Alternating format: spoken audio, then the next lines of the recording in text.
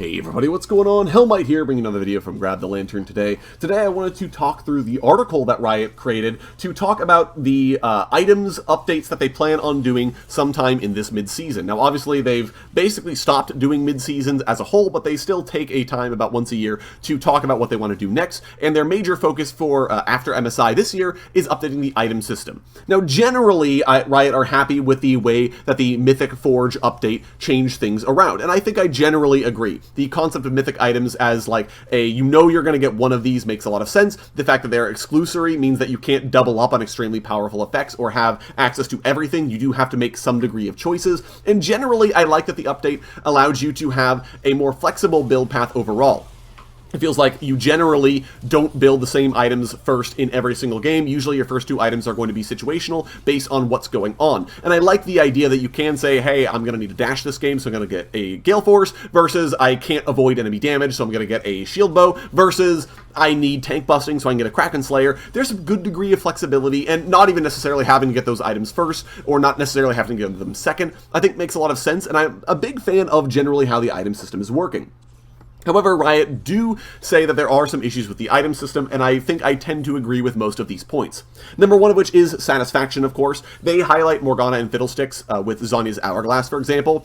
I think that this is a fine example. Those champions do feel much worse when they don't have a Zhonya's Hourglass to help them get value off of their ultimates, but I also think that generally they're not upset to have to buy a Liandry's Anguish first. Like, that's a fine starting build. I can't think of any Morgana player who's ever been upset that they had to get that first, right? And even if you really wanted Zhonya's Hourglass, right, you can buy Zhonya's first. Get your chapter, finish your Zhonya's, and then go into your Liandry's Anguish, right? But that's not to say that there aren't champions that aren't served by the new system.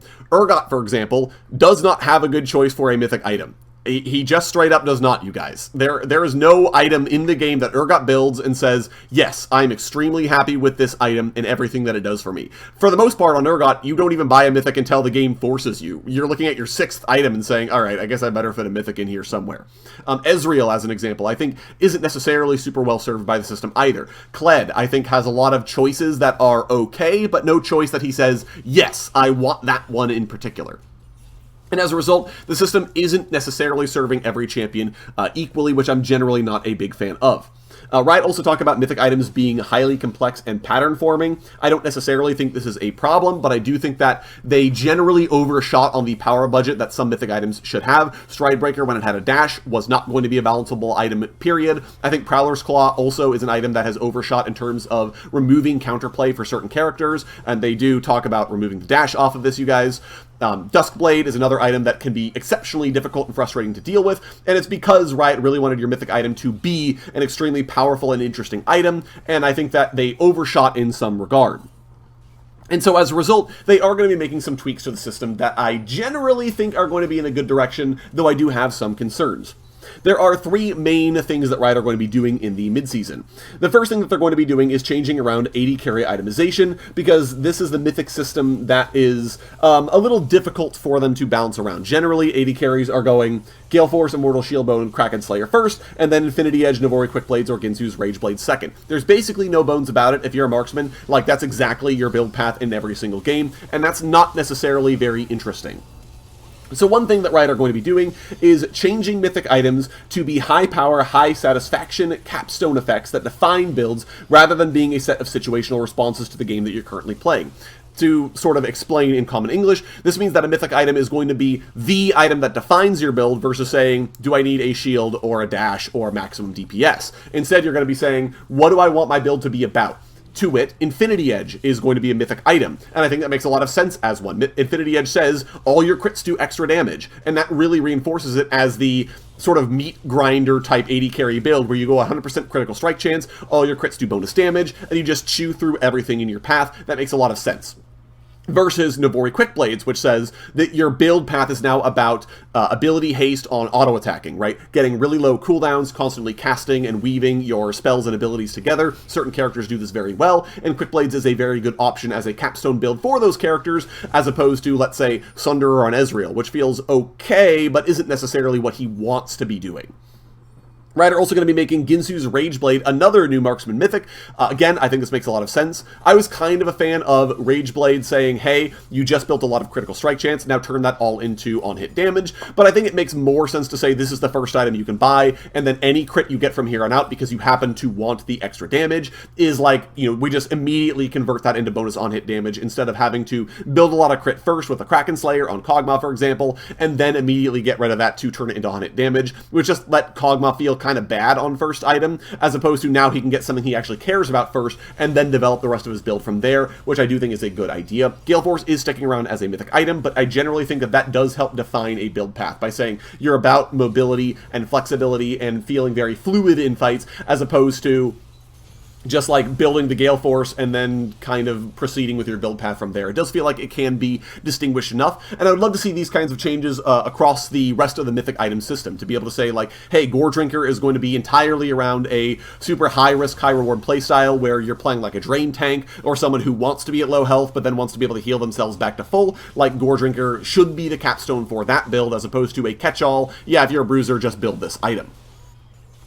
They're also looking at enchanter items and lethality items. I think enchanter items make a lot of sense. There are effectively two of them in the game, Moonstone Renewer and Imperial Mandate, and neither of them are particularly satisfying. You don't do anything with their effects, they just exist and say, hey, you heal more or you do more damage, and that's sort of it. Enchanters can flex into the sort of tank support mythics with things like Locket of the Iron Solari or Even Shroud if they happen to want or desire them, but generally speaking, they don't really have an option to feel like it's their own or feel like it's very interesting. So I certainly think they are going to need some work, and I'm hoping the new items are a little bit more satisfying to use as well.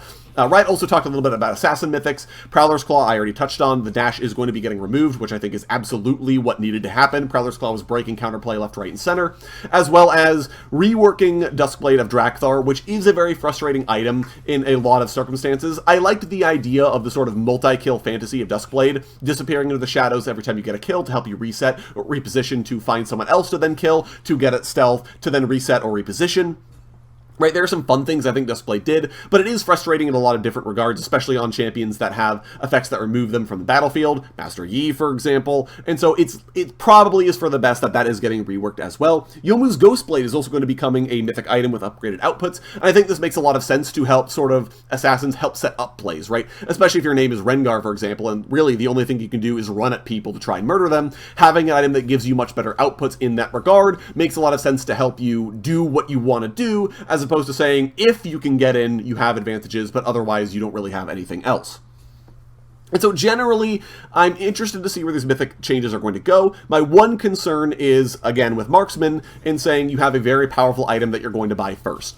Anytime Infinity Edge has been viable as a marksman's first item, they have been the de facto best class in the game. I think they're already extremely strong after the most recent round of changes where Infinity Edge or Quickblades became your second item. Making Infinity Edge or Quickblades your first item feels like it's just ripe for breaking even more.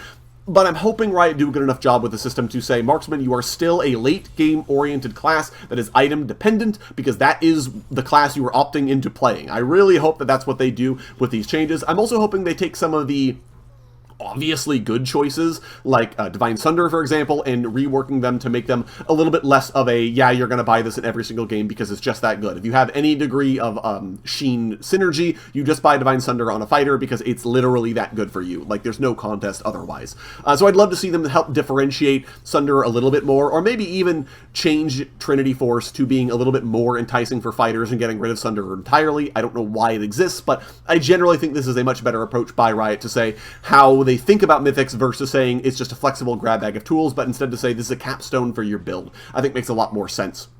And ideally means that mythic items are, again, even less of a first or second item build, but something that you can get at some point that will be very powerful for you, but that you don't have to get immediately. It'll be interesting to see what exactly they plan on doing with it, but you guys let them know what you think of this down in the comment section below. If you like the idea behind the mythic changes, or if you want them to keep with the old system, let me know what you think of all this down in the comments. If you enjoyed the video today, go ahead and leave it a like, and if you really enjoyed the video, consider subscribing. I upload a video every Monday, Friday, and on patch days as well. Once again, thank you guys so very much for watching. I do appreciate it, and I'll talk to you all later.